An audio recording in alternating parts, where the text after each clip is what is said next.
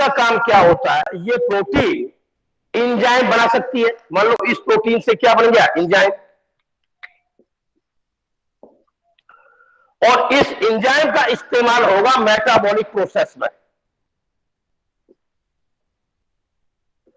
Metabolic process का मतलब ये होता है, जैसे कोई सब्सटेंस ए है, उस ए को चेंज बी में करने के लिए किसी एंजाइम की जरूरत पड़ेगी, और वो एंजाइम इस जीन के एक्सप्रेशन से बना है। तो ये एंजाइम क्या कर देगा, ए को चेंज करके बी बना देगा।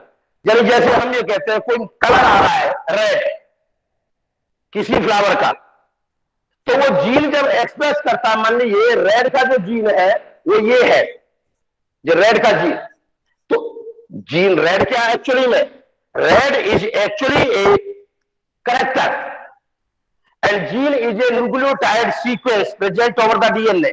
इसलिए क्रोमोसोम पे जीन प्रेजेंट होते हैं, करेक्टर नहीं। पर ये करेक्टर के लिए जिम्मेवार कौन है, ये जीन।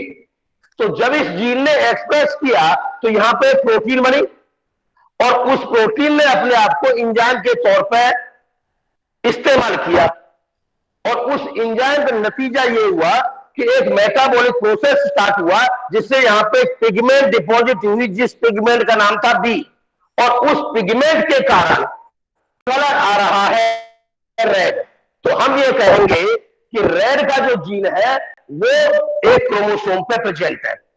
इस तरह हम कहते हैं कि जो क्रोमोसोम पे जीन प्रेजेंट होते हैं, करेक्टर प्रेजेंट नहीं होते।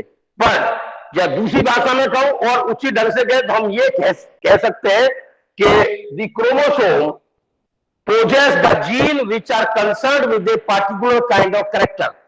तो एक करेक्टर को मेंडल के मुताबिक एक जीन कंट्रोल करता है, पर उस जीन के दो अल्टरनेटिव फॉर्म्स होती है जिन्हें हम अलील्स कहते हैं, जिन्हें हम अलील्स कहते हैं। अलील्स मतलब अलाइक टुगेदर, एक जैसे, एक जीन के दो अल्टरनेटिव फॉर्म।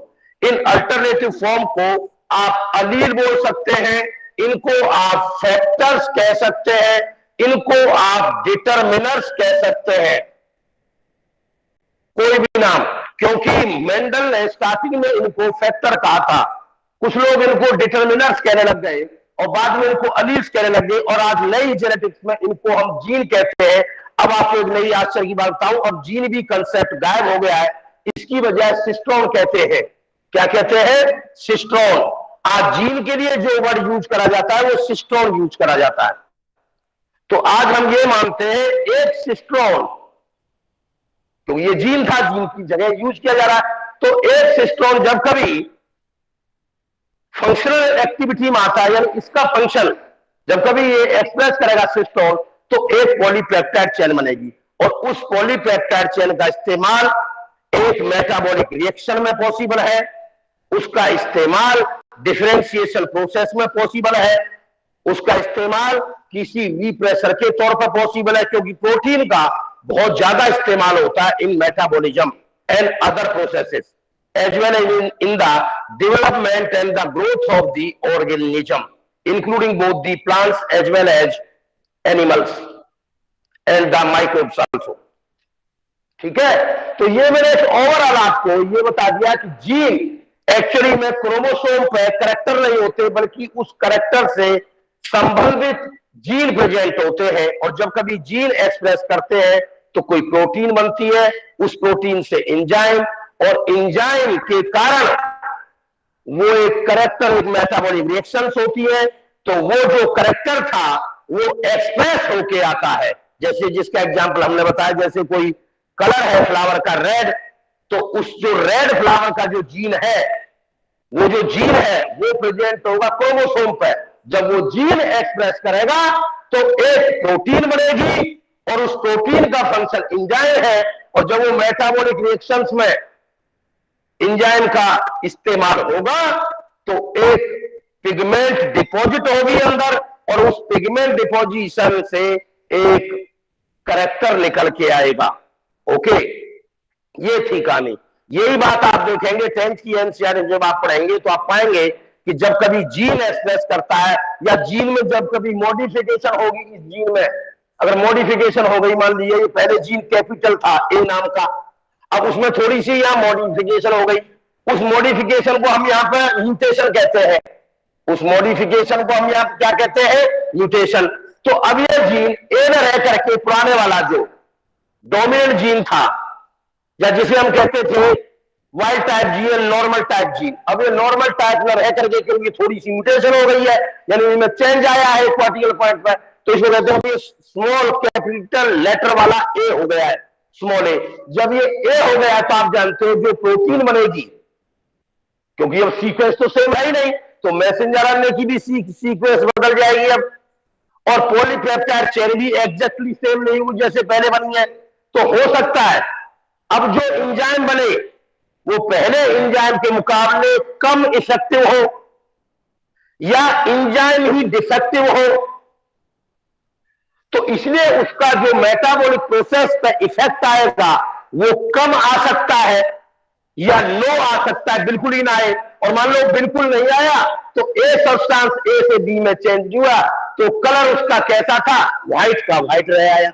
इसलिए हम कहते हैं कि रेड वर्सेस व्हाइट जो हमने बोला, तो रेड वर्सेस व्हाइट के लिए क्या कह दिया, जब वो ए का ए डिपॉजिट आया या थोड़ा बहुत एंजाइम बना, उससे पिगमेंट बहुत कम बनी, पर वो रेड कलर नहीं देके चल रही, उससे क्या बन रहा है, कलर जो है व्हाइट वाला आ रहा है, आप ये मान लीजिए। तो आप क्या कहेंगे, व्हाइट के लिए जिम्मेवार कौन है, इसी कैपिटल ए का डेविएट स्मॉल ए।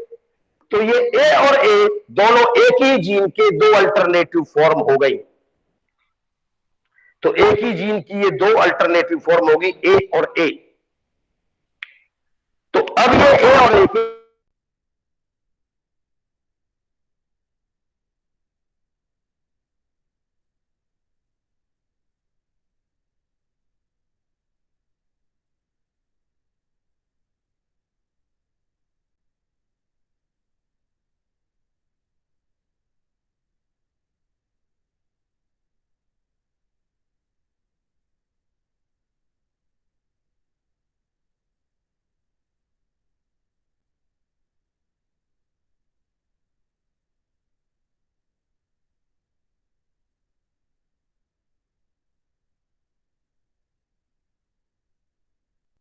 तो रिसेसिव एलील ए हुआ और डोमिनेंट जीन ए हुआ। तो अब मान लीजिए ये कलर दे रहा है रेड, और ये स्मॉल, और ये कब देगा, और ए दे रहा है व्हाइट। तो व्हाइट कलर कब आएगा, व्हाइट कलर सिर्फ जब आएगा जब स्मॉल ए होगा, स्मॉल ए होगा तो व्हाइट आएगा। और रेड कब आएगा, ए हीटेरोजाइगस स्टेट है, ये हीटेरोजाइगस, तो हीटेरोजाइगस में भी रेड, और होमोजाइगस होगा तब भी रेड, ए कैपिटल वाला तब भी रेड। तो ऐसे कैपिटल ए रेड को कहेंगे होमोजाइगस डोमिनेंट। और ये कब है, ये स्मॉल ए से व्हाइट आ रहा है, इसे कहेंगे हम होमोजाइगस रिसेसिव, होमोजाइगस रिसेसिव। तो हमेशा तो मेंडल ने यह कहा था कि दो अलील में से एक जीन के अंदर, दो में से हीटेरोजाइगस स्टेट में एक अलील अपने को एक्सप्रेस करता है, उसको कहते हैं डोमिनेंट अलील या डोमिनेंट जीन भी कह सकते हो, और दूसरे को जो उस कंपनी में एक्सप्रेस नहीं करता उसे रिसेसिव अलील कहते हैं। तो इस लॉ का उसने नाम दिया लॉ ऑफ डोमिनेंस। इस लॉ का उसने एक लॉ बना दिया इसी को देख के, जिसको उसने कहा लॉ ऑफ डोमिनेंस। ओके, तो इस लॉ ऑफ डोमिनेंस को कुछ लोग एक रिसेसिव को ही इंपोर्टेंस देके चलते हैं, तो उसको पूरा बोलते हैं लॉ ऑफ डोमिनेंस, थोड़ा हाइफन रिसेसिव, यानी रिसेसिव भी कह दो, law of dominant and recessive, या सिंपली लॉ ऑफ डोमिनेंस। जैसे लॉ ऑफ डोमिनेंस में क्या है मैं आपको बताता हूं, जो मेंडल ने खुद कैरेक्टर लिए थे। मेंडल ने लिया था शेप ऑफ सीड, तो शेप ऑफ सीड में कैसा है, राउंड वर्सेस रिंकल्ड, पी का लिया था। तो राउंड को से माना क्योंकि हर जीन के दो अलील होंगे, तो जो राउंड है वो आर भी राउंड है, ऐसे आर को मैं कहूंगा प्योर राउंड। अच्छा, इस रिंकल्ड को कहूंगा स्मॉल आर, स्मॉल आर। तो जब गैमेट बनेगा दोनों में से तो एक आएगा अलील, तो मान लो ये अलील आ गया, ये क्या आ गया, जब दोनों ही कैपिटल आर आ रहा है तो आर ही आएगा, और यहां पे क्या कर दिया, इसमें स्मॉल आर आ गया। जब इनकी फर्टिलाइजेशन हुई तो ये आर आर ये बने, एक कैपिटल तो यहां से आया इस राउंड वाले से, और ये स्मॉल वाला जो रिंकल का जो है ये अलील है, ये यहां से आया, तो दोनों मिलके हीटेरोजाइगस स्टेट आ गई है। अब ये हीटेरोजाइगस कैसे है, हीटेरोजाइगस है राउंड। तो इसका मतलब क्या हुआ कि ये जो प्योर राउंड नहीं है ना ये, क्योंकि एक इस कैपिटल आर के साथ में यहां पर स्मॉल आर प्रेजेंट है। तो ऐसा जो राउंड है वो कौन सा राउंड है, हाइब्रिड राउंड। इसको हाइब्रिड राउंड भी कहा जा सकता है, या हाइब्रिड, या इसको क्या कहा जा सकता है, ये जो राउंड है हाइब्रिड राउंड जो है हीटेरोजाइगस राउंड, क्योंकि हीटेरोजाइगस स्टेट में है, हीटेरोजाइगस राउंड। तो ये राउंड आ गया। ये राउंड क्यों आया, क्योंकि ये जो आर है ये एक्सप्रेस कर रहा है और स्मॉल आर एक्सप्रेस नहीं कर रहा है, कैपिटल आर एक्सप्रेस कर रहा है। इसलिए कैपिटल आर को क्या कह दिया इसने, मेंडल ने क्या कहा, ये है डोमिनेंट अलील या डोमिनेंट जीन, और ये है उसी जीन का स्मॉल आर वाला रिसेसिव अलील, इसको बोल दिया लॉ ऑफ डोमिनेंस। ऐसे ही इसके सारे कैरेक्टर थे भाई, जैसे फ्लावर की पोजीशन थी axillary versus terminal, axillary versus terminal, P plant के अंदर तो यहां एक्सिलरी कंडीशन है, ये डोमिनेंट है ओवर टर्मिनल। ऐसे ही इसके अंदर शेप ऑफ द पॉड थी, एक थी बिल्कुल स्मूथ, तो स्मूथ डोमिनेंट थी ओवर कॉन्स्ट्रिक्टेड जो पिचकी हुई थी।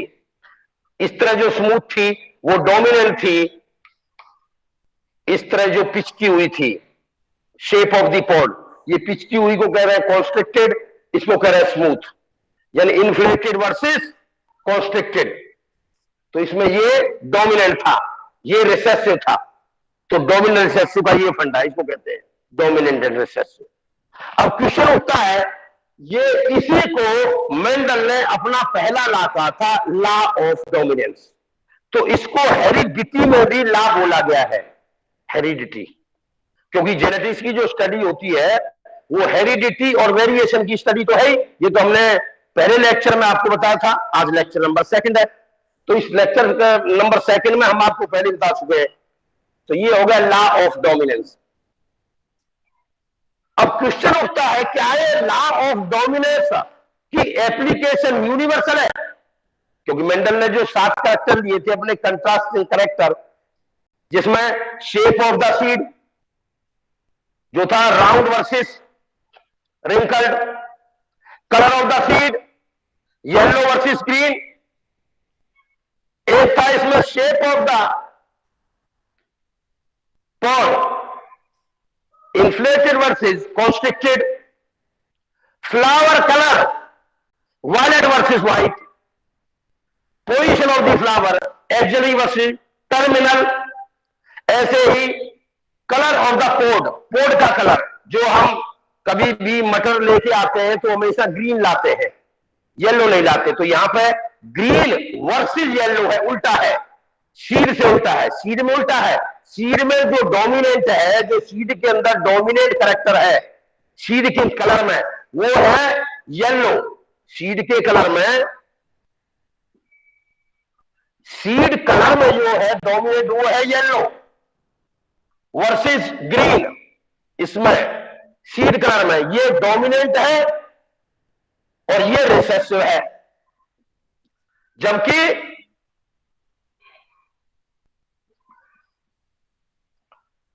कलर ऑफ पोड,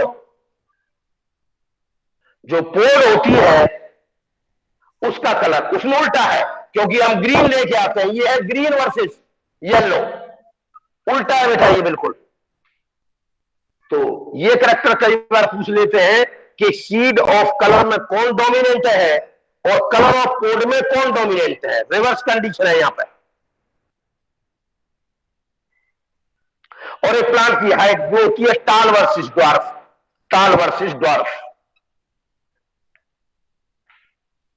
टाल वर्सेस ड्वार्फ, यानी टाल डोमिनेंट है ओवर ड्वार्फ। तो लॉ ऑफ डोमिनेंस में जब कभी होमोजाइगस कंडीशन हो या हीटेरोजाइगस कंडीशन हो, तो हमेशा वो करेक्टर एक्सप्रेस करेगा डोमिनेंट करेक्टर।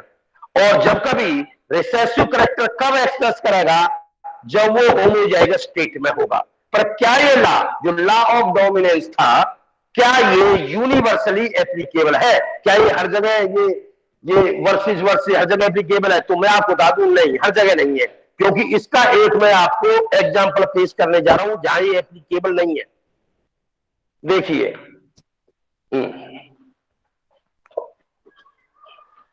एक होते flower colour in mirabilis जलापा, flower colour in mirabilis जलापा, जिसे अंग्रेजी में 4 o'clock प्लांट कहते हैं। 4 o'clock प्लांट, मिराबिलिस जलापा को। इसमें एक कलर होता है फ्लावर का। हाँ, एक बात जान लीजिए, इसमें जो भी एक्सपेरिमेंट में हम पहले जिन भी प्लांट को लेकर चलते हैं उन्हें हम पेरेंट्स बोलते हैं। और उन पेरेंट्स के बाद में जो नेक्स्ट जनरेशन पैदा होती है, इमीडिएट जनरेशन, उसको F1 जनरेशन कहते हैं, मतलब फर्स्ट फिलियल जनरेशन। फिलियल का मतलब यहां होता है ऑफस्प्रिंग, मैं अभी दिखाऊंगा उसी तरह। तो ये देखिए आप, फ्लावर कलर इन मिराबिलिस जलापा। तो फ्लावर कलर एक होता है रेड, तो रेड का कारण क्या है, ये RR। दूसरा कलर होता है मिराबिलिस जलापा में व्हाइट, इसका कारण क्या, स्मॉल RR। तो ये मैंने क्या कर लिए, यानी प्लांट टेकन इनटू कंसीडरेशन, जो मैंने लिए हैं तो उनको मैंने क्या कह दिया, प्लांट टेकन इनटू कंसीडरेशन, यानी एक्सपेरिमेंट के स्टार्टिंग के लिए उनको क्या बोल दिया मैंने, पेरेंट्स। अब इन दोनों पेरेंट के क्रॉस करने से, जैसे माँ बाप से हम आए, ऐसे ही जो इस दोनों के क्रॉस से जो जनरेशन आएगी उसे हम कहते हैं F1 जनरेशन। F1 जनरेशन यानी F1 का मतलब फर्स्ट ऑफस्प्रिंग जनरेशन, फिलियल।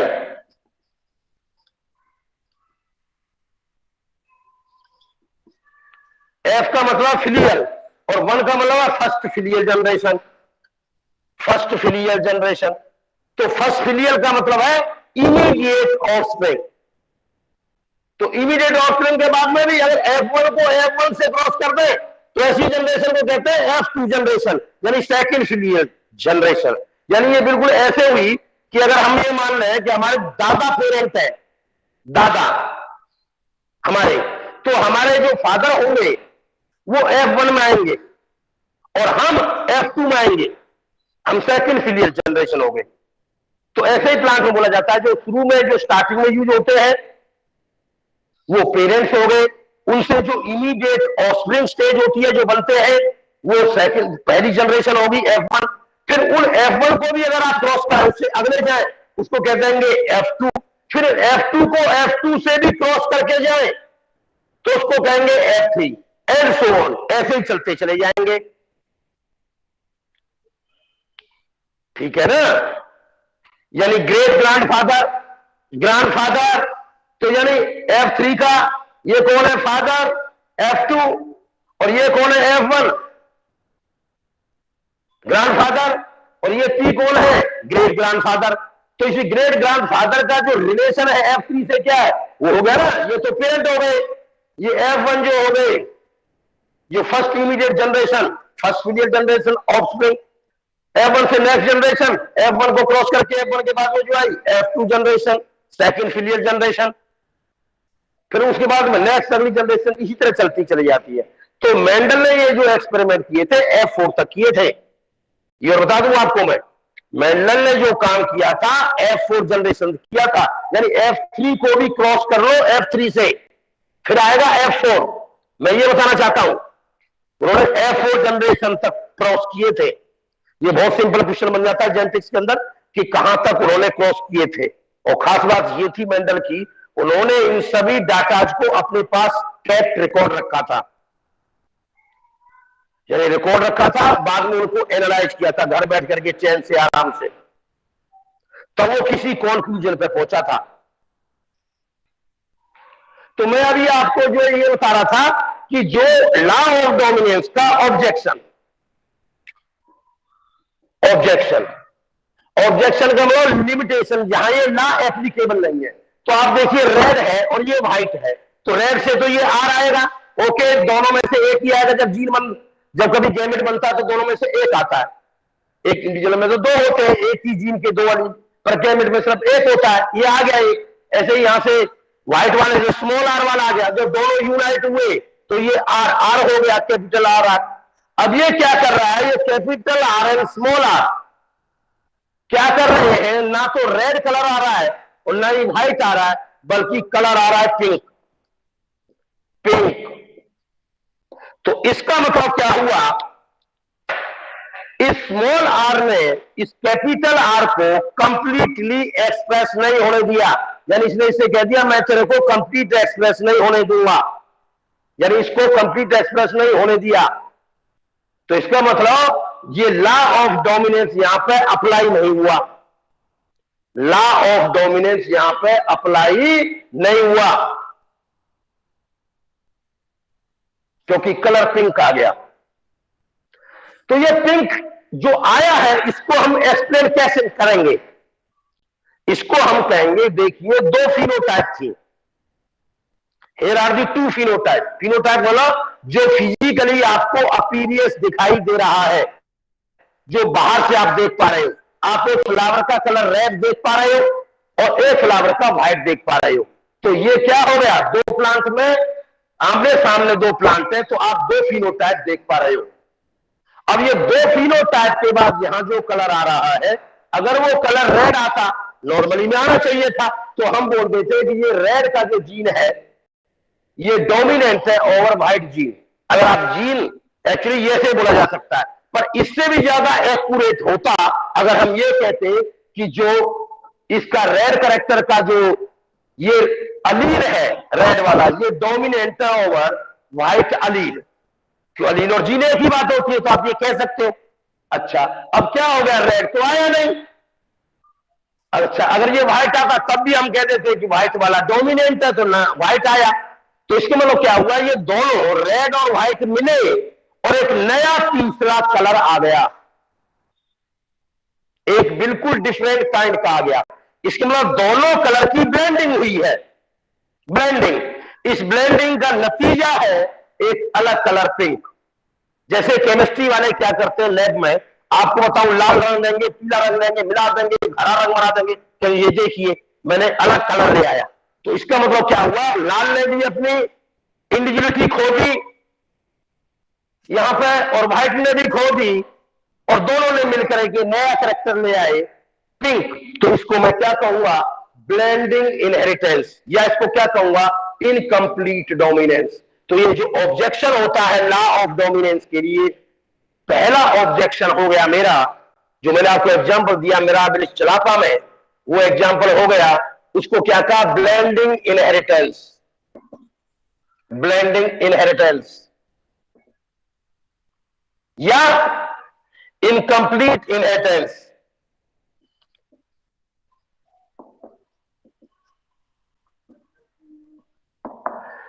क्योंकि अगर ये रेड वाला कंप्लीटली एक्सप्रेस कर जाता इसके ऊपर,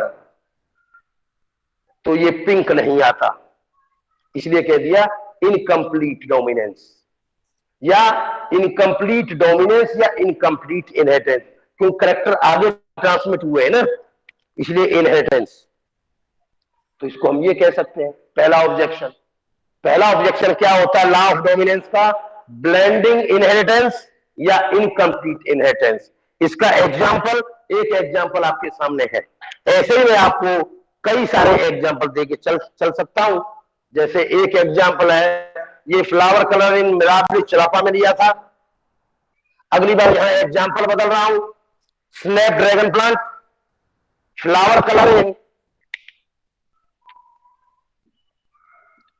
स्नैप ड्रैगन प्लांट, जिसका बॉटनिकल नाम होता है एंथेरिनस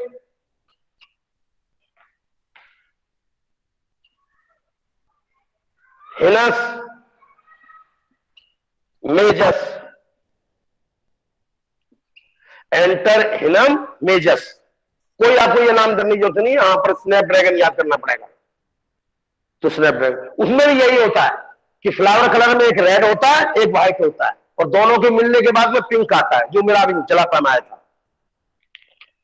ऐसे ही एक और एग्जाम्पल और दूं आपको, एनिमल्स में देके चल रहा हूं। ये तो प्लांट के थे।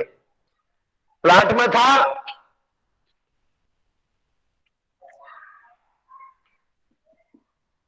कलर इन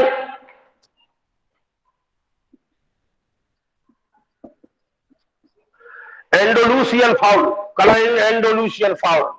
जो मुर्गा होता है एंडोलूसियन फाउल, ये एक्जोटिक ब्रीड है, बाहर की ब्रीड है। इंडिजिनस ब्रीड हमारे यहां की होती है, बाहर की ब्रीड है। तो इसमें कलर होता है ब्लैक, जो आता है कैपिटल बीबी से। एक होता है व्हाइट, जो आता है स्मॉल बीबी से। तो जब यहां पर ये बनता है कैपिटल बी और स्मॉल बी, आप देखिए ये पेरेंट हो गई। तो जब ये F1 ऑफस्प्रिंग बने तो यहां से एक कैपिटल वाला आएगा, क्योंकि ये हो गया, पहले बता दिया हमने, दो एलील्स में से एक एक ट्रांसमिट होंगे। एक यहां वाला आ गया कैपिटल बी, यहां से स्मॉल बी वाला आ गया, तो ये हेटेरोजाइगस स्टेट आई, कैपिटल बी स्मॉल बी। अब ये अगर डोमिनेंस वाला ला लागू होता तो ये ब्लैक होते, क्योंकि कैपिटल बी है प्रेजेंट इसमें।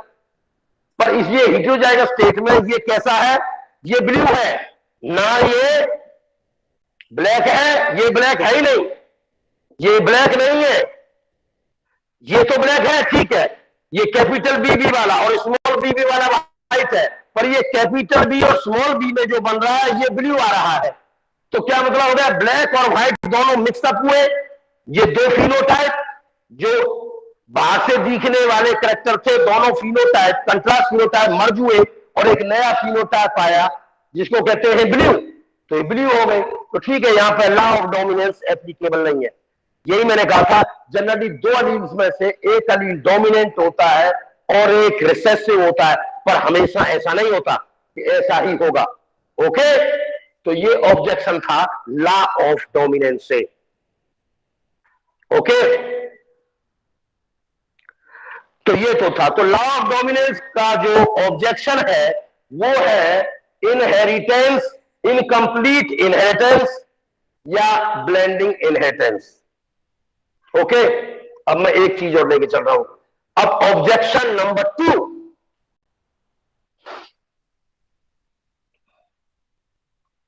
कौन सा? ऑब्जेक्शन नंबर 2, वो ऑब्जेक्शन नंबर 2 है कोडोमिनेंस। अभी तक तो ब्लेंडिंग इनहेरिटेंस था, अब ब्लेंडिंग की बजाय जो ऑब्जेक्शन नंबर 2 में लेके चल रहा हूं वो है कोडोमिनेंस। कोडोमिनेंस का क्या मतलब होता है? जब हेटेरोजाइगस स्टेट हो, जैसे अभी मैं आपसे कह रहा था यही हो हेटेरोजाइगस स्टेट, जैसे यहां पे हेटेरोजाइगस स्टेट हो, तो हेटेरोजाइगस स्टेट में जैसे मैं ये मान लूं आर और आर, ये तो आर आर है और यहां पर ये कैपिटल आर और कैपिटल आर है, यहां पर स्मॉल आर है, और ये आ गया स्टेज। क्योंकि F1 में तो यही आएगा। अभी आपने एक्सपेरिमेंट किए, यहां बेटा बिना एक्सपेरिमेंट के जेनेटिक्स करी नहीं जा सकती, इसके लिए बोर्ड इंपरेटिव है। कोई भी टीचर अगर जेनेटिक्स बिना बोर्ड के पढ़ा दे तो भाई ये तो आश्चर्य की बात होगी, ये पॉसिबल ही नहीं है। मैथमेटिक्स को और इसको आप बिना बोर्ड के पढ़ा ही नहीं सकते। इसमें अगर मैं डाटा की भी आपके सामने ले आऊं तब भी उसका कोई मीनिंग नहीं है। समझाने के लिए आपको बोर्ड पर ऐड करना पड़ेगा। तो इसलिए मैं इसका जो सेकंड ऑब्जेक्शन है वो लेके चल रहा हूं। सेकंड ऑब्जेक्शन किसका? लॉ ऑफ डोमिनेंस का। लॉ ऑफ डोमिनेंस का मैं आपके सामने एक दूसरा ऑब्जेक्शन लेके चल रहा हूं, यानी लॉ ऑफ डोमिनेंस की जो लिमिटेशन है वो बता रहा हूं। लॉ ऑफ डोमिनेंस की पहली लिमिटेशन थी लॉ ऑफ इनकम्प्लीट डोमिनेंस, या लॉ कह दो या इनकम्प्लीट इनहेरिटेंस या ब्लेंडिंग इनहेरिटेंस। ब्लेंडिंग इनहेरिटेंस और इनकम्प्लीट इनहेरिटेंस एक ही बात थी। अब आ रही है बारी किसकी? दूसरा ऑब्जेक्शन है कोडोमिनेंस। तो देखिए, जैसे मैंने बताया शॉर्ट हॉर्न कैटल में एक कलर होता है, शॉर्ट हॉर्न कैटल कलर। हो सकता है छोटे छोटे जिनके सींग होते हैं, जो कैटल मिलती हैं, एयरफोर्ड कैटल भी हो सकते हैं जिनके सींग ना हो। जैसे ये कलर के नाम पर ये आपके एंटीलोप हो गए, या इस तरह के जेब्रा वगैरह हो गए, उनके तो सींग नहीं होते, तो उन सब उन कैटल की बारे में बात है। कैटल का मतलब सिर्फ गाय नहीं होती है, मवेशी होता है इसका मतलब, जो जंगलों में मिलने वाले। तो शॉर्ट हैंड कैटल के बारे में बता रहा हूं आपको। या कुछ ऐसे भी है जो हॉर्नलेस कैटल है, जेब्रा टाइप। जेब्रा में देखी हुई आपने, स्ट्रिप होती है शरीर पर, एक व्हाइट स्ट्रिप, कोई और कलर की स्ट्रिप, कोई और स्ट्रिप, कोई और स्ट्रिप होती है, नहीं होती है। तो वो जो कलर है उसको बोलते हैं शॉर्ट हॉर्न कैटल में। एक कलर होता है रेड, रेड, ये है रेड। और एक कलर होता है व्हाइट, व्हाइट। तो रेड और व्हाइट के जब होता है, तो जो ऐसे जो पेरेंट होते हैं रेड वाले और व्हाइट वाले, जब उनको क्रॉस किया जाता है ऐसे पेरेंट को, तो कलर जो आता है उसको कहते हैं रोन कलर। रोन, रोन कलर कहते हैं। यानी जो कोट कलर होता है शॉर्ट हॉर्न कैटल का, जो कलर वो किसका लिया है? Coat colour. कोट कलर से मतलब उनकी जो शरीर का जो कलर है, कोट कलर, तन का कलर, तन कैसा है, तो जो उसको कहते हैं रोन। पर जब जिसको हम कलर को रोन कलर कहते हैं, जब उनके पास हम जाके पास में देखते हैं, तो हम पाते हैं वहां पर रेड और व्हाइट की स्ट्रिप्स होती है, रेड व्हाइट, रेड व्हाइट। तो रेड और व्हाइट की स्ट्रिप मिलती है। इसका मतलब क्या हुआ कि इसमें रेड और व्हाइट दोनों इक्वली एक्सप्रेस कर रहे हैं, यानी कोई किसी पे हावी नहीं है, बोथ आर इक्वली एक्सप्रेसिंग। तो जब दोनों ही अलील इक्वल एक्सप्रेस कर रहे हो, तो ऐसी कंडीशन को हम कोडोमिनेंस कहते हैं। क्या कहते हैं उसको? कोडोमिनेंस। उसको हम ब्लेंडिंग नहीं कहेंगे, क्योंकि दोनों कंप्लीट एक्सप्रेस कर रहे हैं। अब क्वेश्चन उठता है, ऐसे ही एक दूसरा एग्जांपल दूंगा आपको मैं। एमएन ब्लड ग्रुप सुना होगा आपने, एमएन ब्लड ग्रुप। एक ब्लड ग्रुप होता है एम ब्लड ग्रुप, एक होता है एन ब्लड ग्रुप, एक होता है एमएन ब्लड ग्रुप। तो एम ब्लड ग्रुप से कहते हैं ये एंटीबॉडी के नाम पे है। एंटीबॉडी हमेशा प्लाज्मा में मिलती है, ये बात जान लीजिए आप। और जो एंटीजन होती है वो आरबीसी पे होती है, ये आप नोट कर लीजिए अगर नहीं पता है तो। यानी जो शुगर मोइटी होती है वो एंटीजन होती है, ग्लाइकोप्रोटीन। वो किस पे प्रेजेंट होती है? Membrane of the RBC. और एंटीबॉडी कहां होती है? In plasma. तो जिस ब्लड ग्रुप में एम एंटीबॉडी हो, ऐसे ब्लड ग्रुप को एम ब्लड ग्रुप कहते हैं। तो कुछ इंडिविजुअल में एम ब्लड ग्रुप होता है, कई ऐसे होते हैं जिनके अंदर एन एंटीबॉडी होती है, तो उसको कहते हैं N blood group, GP blood group. कुछ ऐसे होते हैं जिसमें एम एंटीबॉडी भी होती है और एन एंटीबॉडी भी होती है, तो ऐसे को बोलते हैं एम एन ब्लड ग्रुप। तो आप ये बताइए एम एन ब्लड ग्रुप का मतलब क्या हुआ? ये एम और ये एन दोनों इक्वली एक्सप्रेस कर रहे हैं। लाइकवाइज लास्ट टाइम में भी आपको बता के गया था मैं, एक ब्लड ग्रुप, आपने ये ब्लड ग्रुप तो अगर नहीं सुन रखा था तो आज सुन लिया। और अब सुनिए जो नेक्स्ट वाले एबीओ ब्लड ग्रुप में मैं लास्ट टाइम बता के गया था, एक ब्लड ग्रुप होता है ए।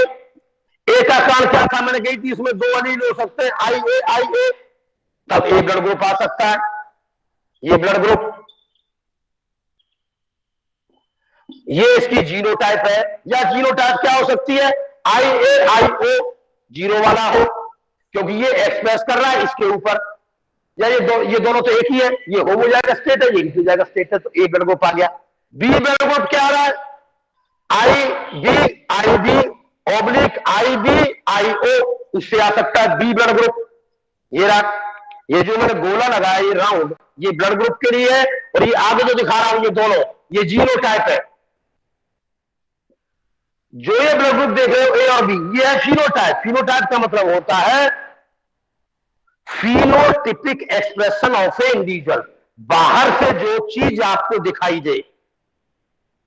बाहर से देखते कि इसी जीनोटाइप नहीं बता सकते आप इसके अंदर का जीन कैसा है।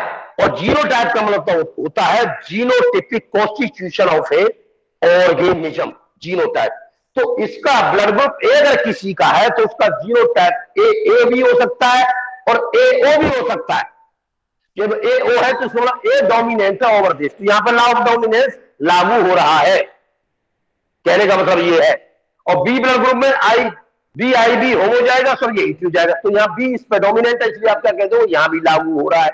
पर जब कभी ब्लड ग्रुप ए बी आया, ब्लड ग्रुप कौन सा आया, ए बी, ये रहा ए बी ब्लड ग्रुप, इसका मतलब क्या हो गया कि उसमें जो जीनोटाइप है वो इस प्रकार का है, रेड से दिखा रहा हूं, आई ए आई बी दोनों प्रेजेंट है और ये दोनों इक्वली एक्सप्रेस कर रहे हैं, इक्वली एक्सप्रेस।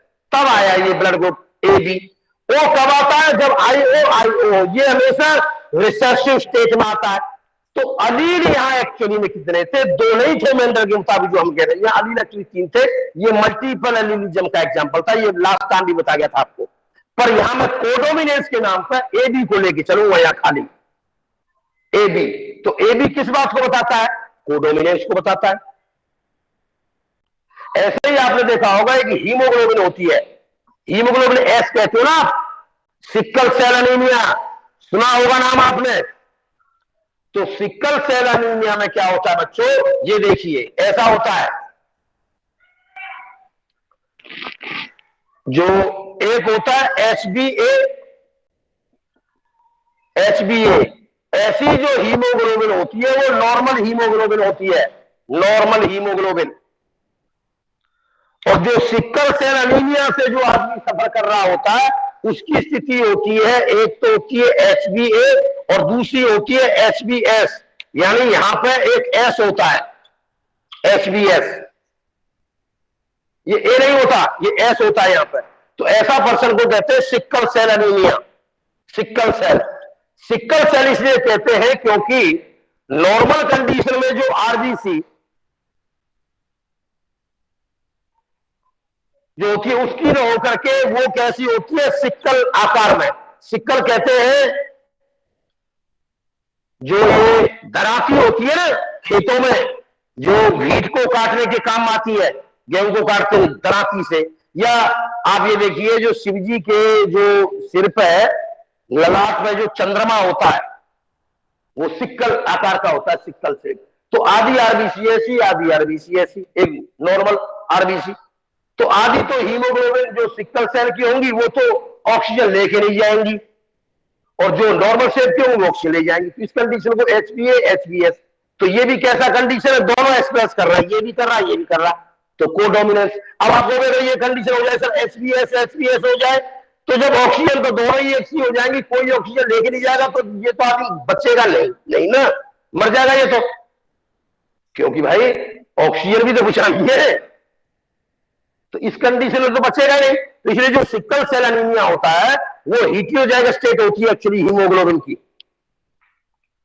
वो हीटियोजाइगस स्टेट होती है। तो ये एचबीए एचबीएस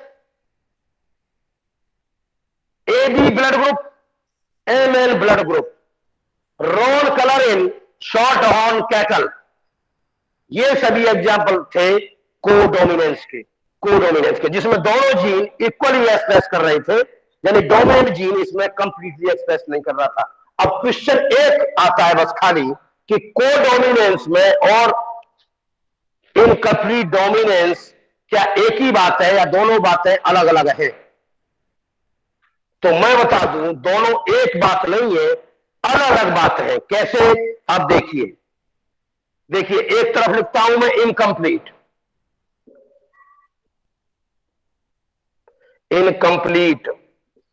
डोमिनेंस, और एक तरफ लिखता हूं मैं कोडोमिनेंस।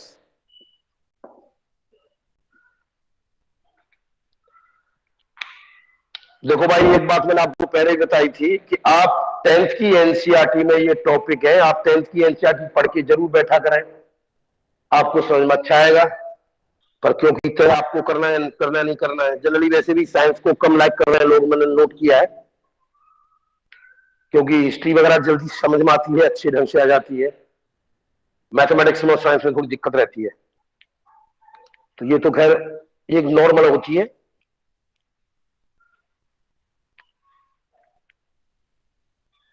ये बेसिकली प्रॉब्लम आती है आप लोगों के साथ, पर आपको थोड़ी कोशिश करनी पड़ेगी भाई। जब तक आप एनसीईआरटी नहीं पढ़ेंगे जेनेटिक्स वगैरह का समझ में नहीं आएगा, या आपको फिर यहाँ पे ध्यान से सुनना पड़ेगा। अगर वीडियो होगी तो बार बार वीडियो सुननी पड़ेगी। जो आपकी पता नहीं वीडियो किस प्रकार की होती है, उसमें इतना छोटा बोर्ड होता है कि मैंने खुद देखा है, तो मेरे को खुद ये बड़ी डिफिकल्टी होती है कि ये किस प्रकार की वीडियो बनी है। तो मैंने अपनी जो वीडियो है, अगर आप कभी जाना दिनेश भारद्वाज के नाम की वीडियो, पूरे बोर्ड पे वीडियो आती है मेरी, कभी देखना। अगर आप यूट्यूब चैनल पर जाएं और आप इस पे जाइए, उड़ान पर मत जाइए, दिनेश के आर भारद्वाज पर जाइए, तो उसमें कम से कम 28 वीडियो पड़ी हुई हैं। और उन वीडियो में इकोलॉजी की वीडियो उसकी है, इवोल्यूशन की, इवोल्यूशन क्या होता है इसकी वीडियो है, रिप्रोडक्शन की और रिप्रोडक्टिव हेल्थ की। रिप्रोडक्टिव हेल्थ में से तो तुम्हारे सीबी क्या नाम सीएससी में क्वेश्चन भी आते हैं, यानी कॉन्ट्रासेप्टिव मेथड, डिजीज सारी आती है। तो उनकी वीडियो पर कभी आप नोट करना कि जो बोर्ड है वो पूरा आता है। मैं भी दिखाई देकर चलता हूं और पूरे बोर्ड पे दिखाई देता है। अब ये कौन सी टेक्निक का इस्तेमाल किया जा रहा है यहां मुझे नहीं पता भाई, पर मैंने जो बनाया है उसमें तो मैं पूरा आता है बोर्ड, इससे ही बड़ा आता है बोर्ड, और बहुत अच्छा पूरा बोर्ड आता है। तो थोड़ी दिक्कत तो है जिस प्रकार का आपका जो मेथड है नोट करने का, अब वो क्या है वो मुझे तो नहीं पता एक्चुअली, या वो फिजिबल नहीं होगा जिस प्रकार से किया जा रहा होगा। ठीक है, फिर भी समझ में तो आता है, तो उसके लिए आपको खुद थोड़ी कोशिश करनी पड़ी, बस ये है। तो ठीक है, मैं दोनों का अंतर बता रहा था। तो देखिए मैंने दो अलील लिए थे, जैसे आर आर, और यहां लिया था एक जगह पर ये आर आर, या मिराबलिस कलर लिया था, कलर ऑफ द फ्लावर।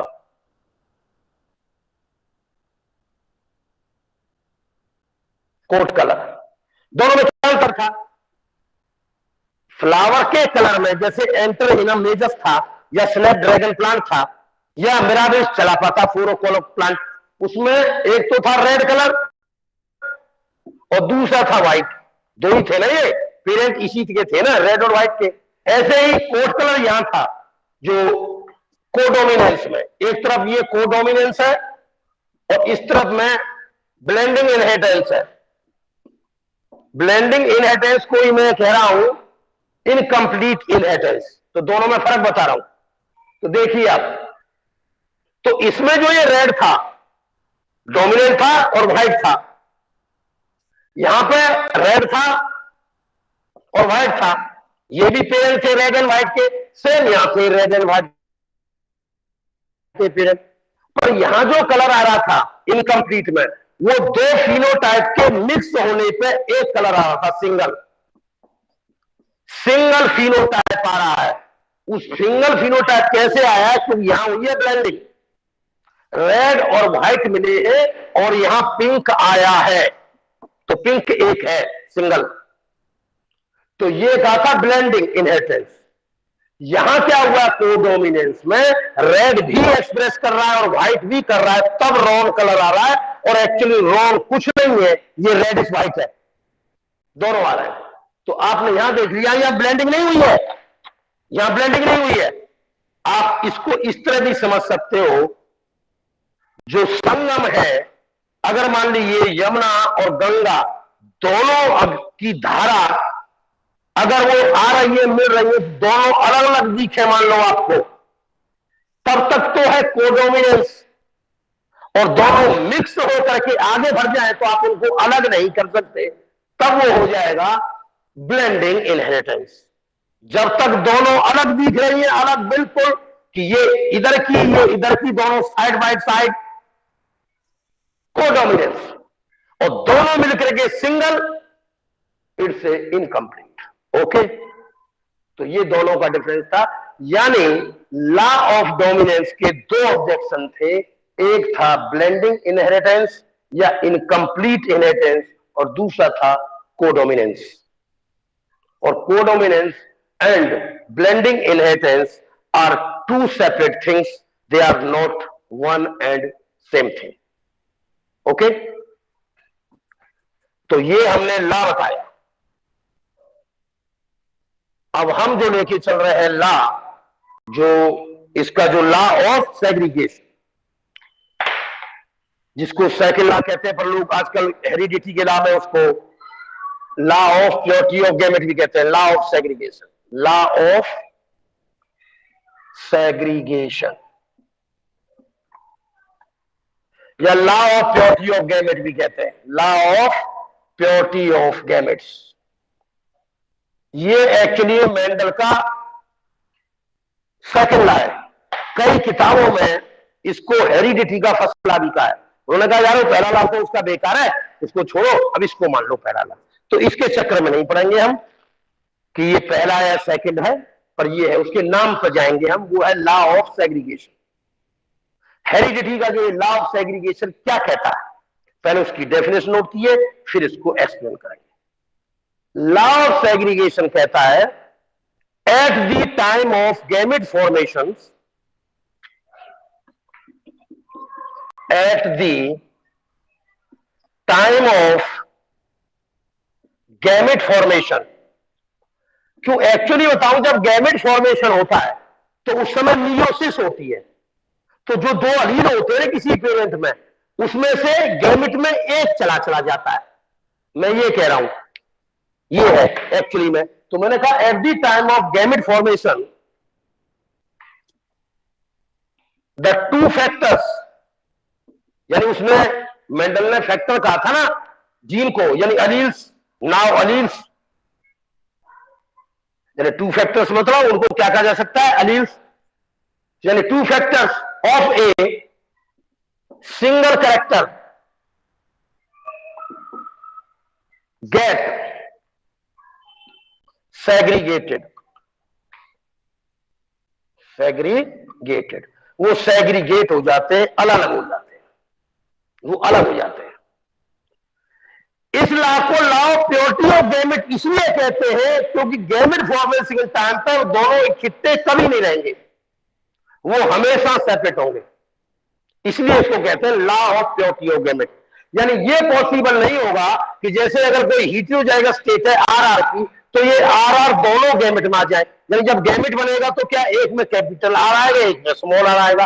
तो जो स्मॉल आर वाला है वो कोई कंटामिनेटेड नहीं होगा कैपिटल वाले से, या कैपिटल वाला कंटामिनेटेड नहीं होगा स्मॉल आर वाले से। तो इसका मतलब जब जो भी गैमेट होगा उसमें जो भी अलील होगा वो एक ही अलील होगा, और वो अलील अपने आप चाहे वो रिसेसिव से कंसर्न है चाहे वो डोमिनेंट से कंसर्न है। इसलिए इसको कहते हैं law of purity of gamete, क्योंकि दो अलील में से एक ही अलील होगा, वो कंटामिनेटेड नहीं होगा, वो जैसा भी हो वैसा ही होगा। इसलिए कहते हैं law of purity of gamete. इसकी एप्लीकेशन यूनिवर्सल है। यूनिवर्सल से मतलब है ये लॉ हमेशा लागू होता है, इस लॉ का एक्सेप्शन नहीं है।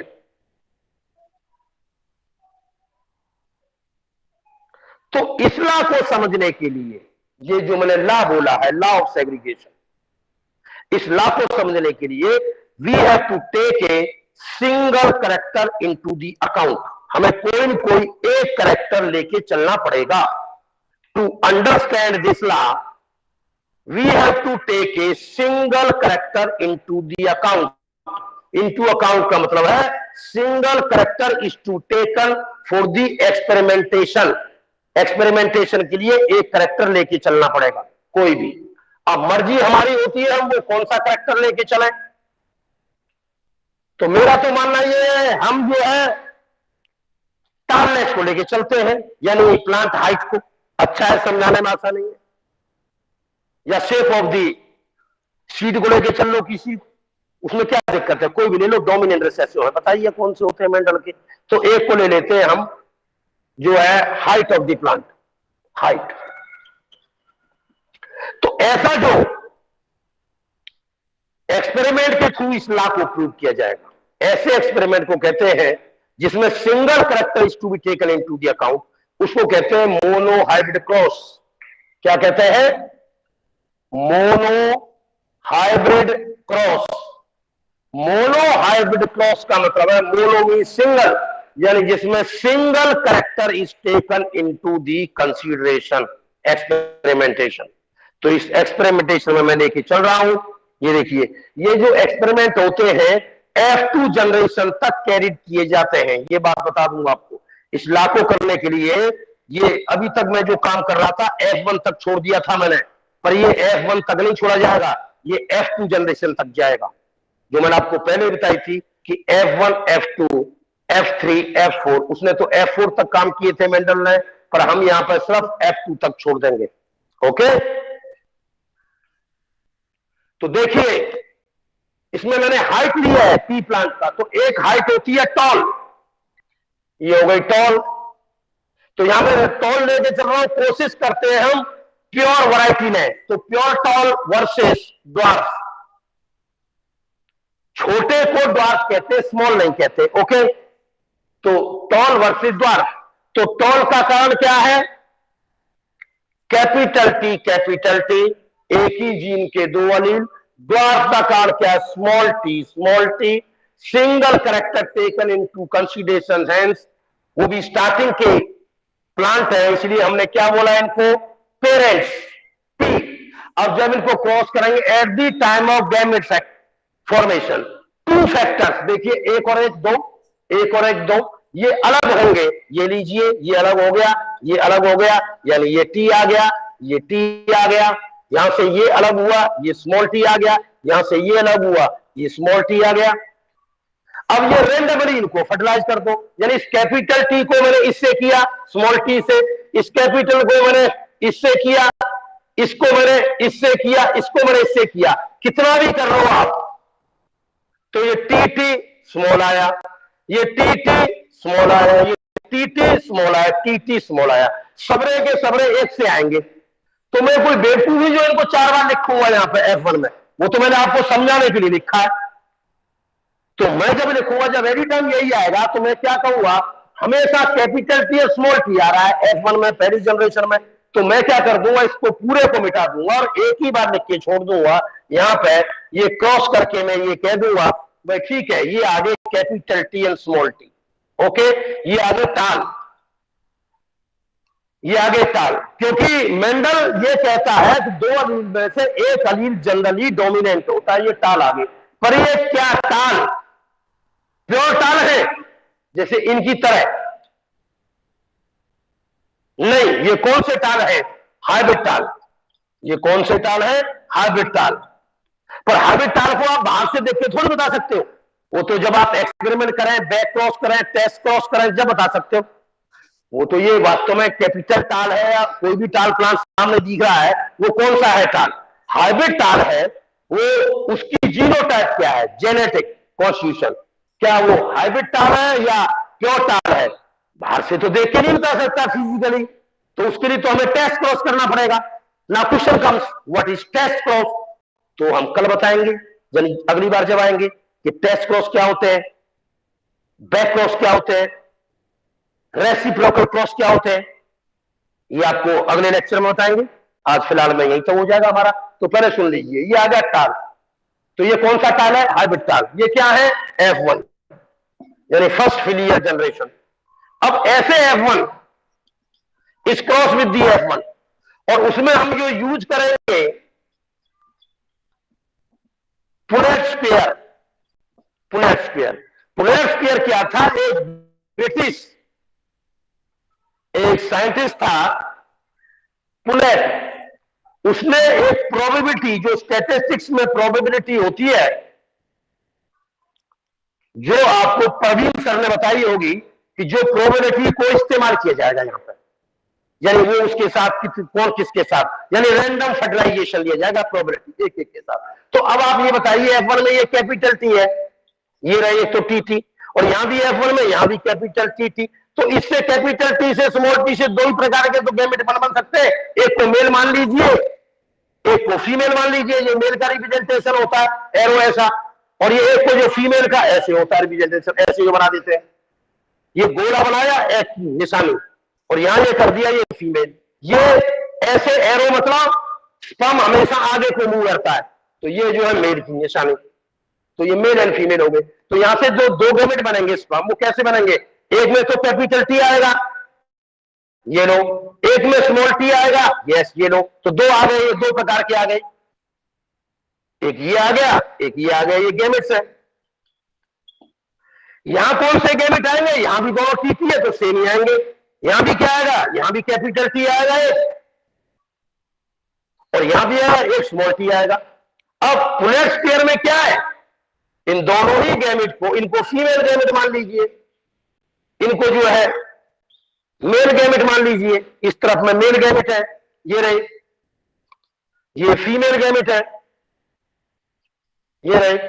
अब इनको पुनेट्स पेयर से इस प्रोबेबिलिटी से कर दीजिए। हमेशा जो कैपिटल बार बनेगा, तो ये जब इसके साथ आएगा तो टी टी, ये आएगा इसके साथ तो टी टी, ये स्मॉल टी कैपिटल के साथ, पहले कैपिटल हो गया स्मॉल टी, स्मॉल टी, ये नो स्मॉल टी। तो कहने का मतलब क्या हुआ? इनमें से टी टी ये क्या है? टाल, कैपिटल टाल, और ये टी और टी स्मॉल वाले ये भी क्या है? टाल। पर ये कौन से टाल है? हाइब्रिड टाल। और ये कैपिटल टी स्मॉल ये टी वाले कौन से टाल है? हाइब्रिड टाल, ये भी टाल है। और ये क्या है? रिसेसिव है, इसलिए ये कैसे है? ड्वार्फ। तो यहां जो मैंने क्या देखा कि इसमें 4 में से 3/4 तो है टाल और 1/4 है इसमें ड्वार्फ। ये कौन सी जनरेशन है?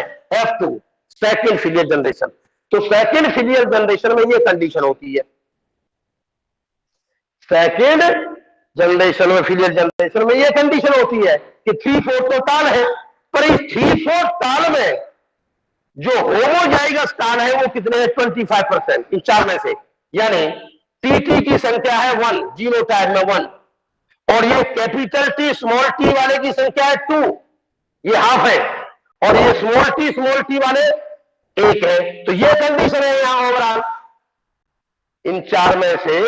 ये ऊपर वाला जो टाल है ये तो है फिनोटाइप, और नीचे वाला क्या है? जीनोटाइप। यानी जेनेटिक कॉन्स्टिट्यूशन कैसी है? तो जेनेटिक कॉन्स्टिट्यूशन कैसी है टाल की? कि भाई 25% जो टाल है वो कैसे है? प्रोजेनी में प्योर टाल, प्योर टाल, ये रहे टाल, कौन से? प्योर टाल। और 50% टाल कैसे हैं? हाइब्रिड टाल, और 25% ड्वार्फ ही रहेंगे। अगर आप ये कहो पूरे टाल टाल में बताइए सर खाली अमोंग टाल ओनली, तो टाल में क्या है भैया? 2/3 टाल तो कैसे है? हाइब्रिड टाल। 1/3 टाल कैसे है? प्योर टाल। तो जो रेशो निकल के आ रहा है phenotype ratio, phenotype ratio F2 में जो फिनोटाइप आ रहा है वो क्या है? 3:1। 3 टाल है, एक ड्वार्फ है, फिनोटाइप। पर जीनोटाइप क्या आ रहा है? 1:2:1। तो हम ये कहते हैं जब कभी हम मोनोहाइब्रिड क्रॉस करते हैं, मेंडेलियन मोनोहाइब्रिड क्रॉस, तो हम क्या पाते हैं? In the F2 generation the standard ratio is the, जो फिनोटिपिक रेशो है, phenotypic ratio is 3:1, and genotypic ratio is the 1:2:1। 1:2:1 वो क्या होता है? 1:2:1। ओके, अब तुम कहेंगे सर ये तो लॉ ऑफ डोमिनेंस है। अब बताता हूं इसको कैसे एक्सप्लेन किया लॉ को। आप ये बताइए, आप एक बात आज सर की बात नहीं मान रहे कि आपने क्या किया है? जब आपने टाल लिया, एक बार सोचना, और ड्वार्फ लिया, उसको क्रॉस करने में आपको टाल मिले, ओके, टाल मिले। आपने सिंपली बता दिया किसी को भैया टाल का कारण ये टाल करेक्टर डोमिनेंट होता है किस पे? रिसेसिव, जो कि ड्वार्फ होता है, इसलिए टाल आ गए। उसने कहा वेरी गुड। उसने कहा अब इस प्रकार जो क्रॉस से टाल मिले उनको कराया क्रॉस, यानी टाल टाल को क्रॉस कराया। F1 में क्या किया जा रहा है? F1 में टीटी को टीटी से क्रॉस किया जा रहा है, यानी TT is cross with the TT, यानी टाल को टाल से क्रॉस किया जा रहा है, टाल से टाल। और आप क्या करें उस टाल से टाल क्रॉस करने में कि 3/4 तो आ रहा है टाल और 1/4 आ रहा है ड्वार्फ। तो कोई भी कॉमन आदमी पूछेगा अच्छा अब तू हमें मूर्ख बना रहा है, पहले तो तेरा जब ड्वार्फ और टाल लिए तो तेरे कह दिया टाल आ रहा है। क्योंकि ये करेक्टर डोमिनेंट है। और जब दोबारा तने ताली ताल क्रॉस करे तो उसमें तेरे द्वार आ रहे, वो क्यों आ रहे भाई? बात ये तो अपनी मर्जी की बात करता है।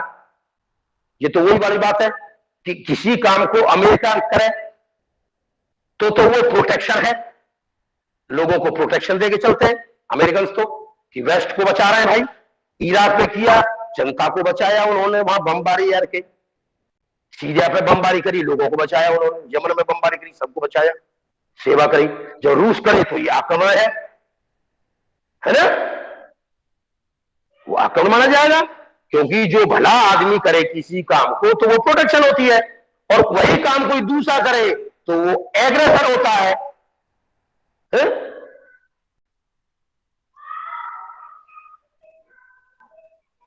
तो समझदार लोग अपने आक्रमण को भी प्रोटेक्शन का नाम देके चलते हैं। तो उसी तरह कोई कह सकता है कि जब तुम्हारा दिल आता है तुम चीजों को कह देते हो, यानी टाल को और द्वार को किया तो टाल आ गई, तो आपने कह दिया वो डोमिनेंस के काम है। जब टाल को क्रॉस किया तो ये द्वार आ गए। तो अब मैं बताता हूं, ये टाल को क्रॉस करने के बाद जब ये 3:1 का रेशो आएगा, ये रेशो आना ही तो लॉ ऑफ प्योरिटी गैमेट को एक्सप्लेन करता है। वो कैसे एक्सप्लेन करता है, अब वो मैं एक्सप्लेन कर रहा हूं आपको। वो एक्सप्लेन ऐसे करता है कि भाई ये ला ये कहता है कि जो वो टाल आई थी ना, जब टाल को और ड्वार्फ को एक्सप्रेस किया था, जो टाल आए थे वो एक्चुअली में फिनोटिपिक जो टाल था वो हाइब्रिड टाल था। हाइब्रिड टाल मतलब वो होमोजाइगस टाल नहीं था, वो हेटेरोजाइगस टाल था।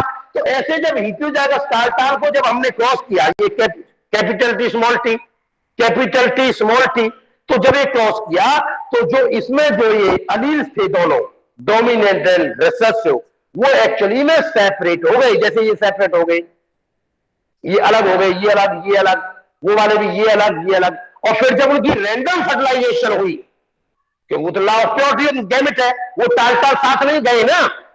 ये F1 वाले जो कैपिटल टी साथ नहीं गए, बल्कि वो सेपरेट हुए। आप अपना वो याद कीजिए, लॉ की definition at the time of gamete formation, यानी यहां से याद कीजिए, two factors of a character, two factors यानी capital T small T, get segregated, ये अलग हो गए, यहां ये अलग हो गए।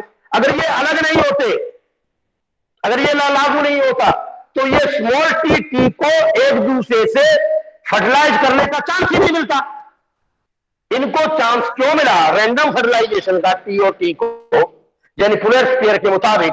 क्योंकि वो गैमेट फॉर्मेशन के टाइम पे वो अलील जो दोनों थे वो सेपरेट हो गए थे, और कोई भी अलील, चाहे वो डोमिनेंट वाला था चाहे वो रिसेसिव वाला था, एक दूसरे को कंटामिनेट नहीं कर रहा था, सब एक गैमेट में एक ही जा रहा था। ये सेग्रीगेशन ऑफ रिजल्ट जीन्स का नतीजा है कि आपको यहां पर ड्वार्फ मिल रहे हैं। और साथ में ये इस बात को भी बता रहा है कि जो F1 में आपको जो टाल मिले थे वो प्योर टाल नहीं थे, बल्कि हाइब्रिड टाल थे।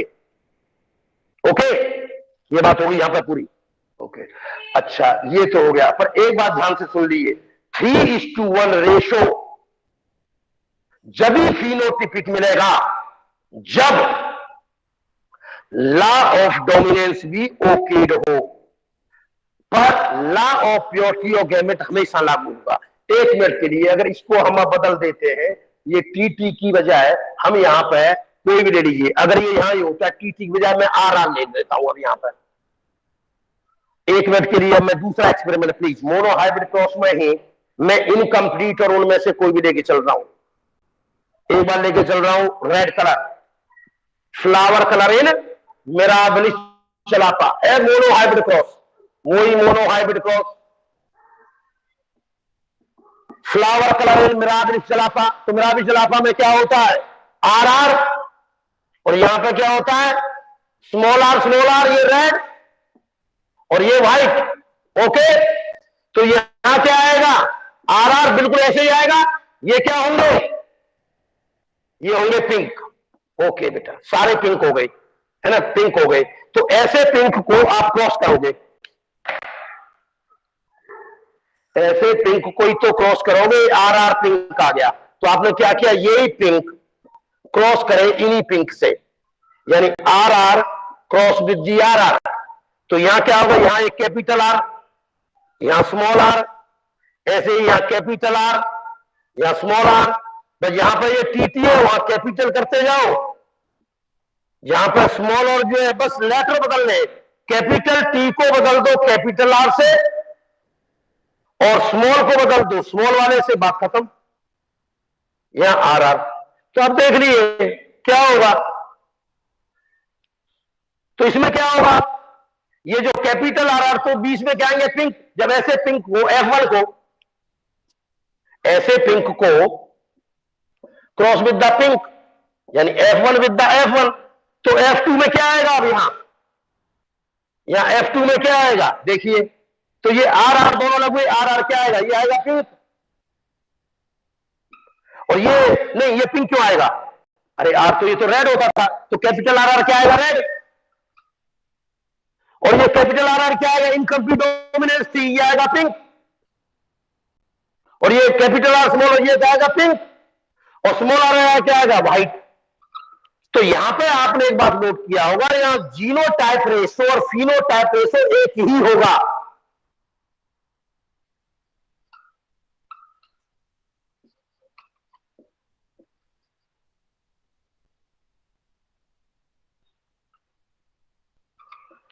क्योंकि आप देखिए F2 जनरेशन में जो आर आर होंगे ये रेड होंगे, कैपिटल और स्मॉल आर F1 की तरह पिंक होंगे, ये भी पिंक होंगे, ये व्हाइट होंगे।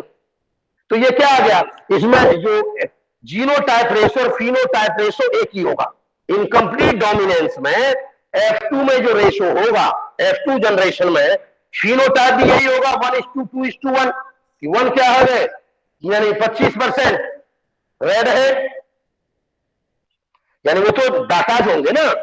मतलब अगर ये ही 400 प्लांट होते तो 400 में से ये 100 होंगे रेड, और 200 के करीब होंगे पिंक, और 100 के करीब होंगे व्हाइट, तो 25% ये हो गया।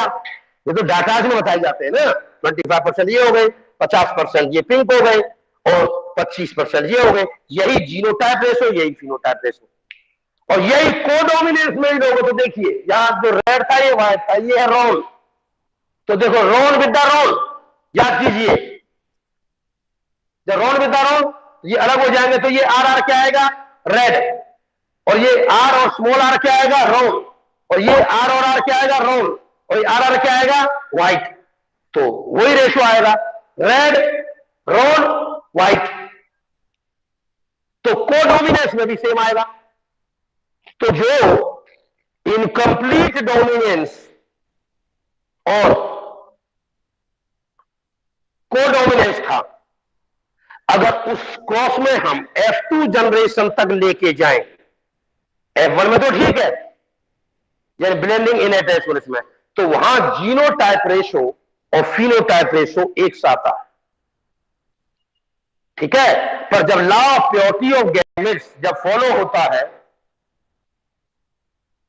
या जब सिंगल में, या क्या होता है, अभी हमने जो बताया था लॉ ऑफ डोमिनेंस फॉलो होता है, तो लॉ ऑफ डोमिनेंस में भी आपने देखा था F2 जनरेशन में 3:1 आ रहा था, पर यही आ रहा था। और law of purity of gamete में 3:1 आ रहा था, पर law of purity of gamete क्या कहता है, ये आपने देख लिया था।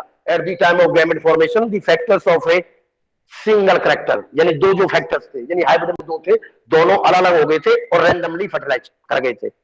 ये कहने जो थी, मैंने टिपिकल नहीं बनाई थी डेफिनेशन, और बनाने को लॉ ऑफ सेग्रीगेशन में ये भी बोल सकता था मैं, at the time of gamete formation the two factors or the alleles get segregated and then combined randomly or their fertilization is random। ऐसा मैंने नहीं कहा क्यों, मैं टिपिकल नहीं बनाना चाहता था डेफिनेशन को। ओके भाई, थैंक यू वेरी मच बच्चों, आज की पढ़ाई यही फिनिश करता हूं बेटा। हाँ भाई, हेलो जी सर। जी सर। आवाज आई है पूरी, आवाज आई है आपको भी नहीं आई है? जी सर। Yes sir.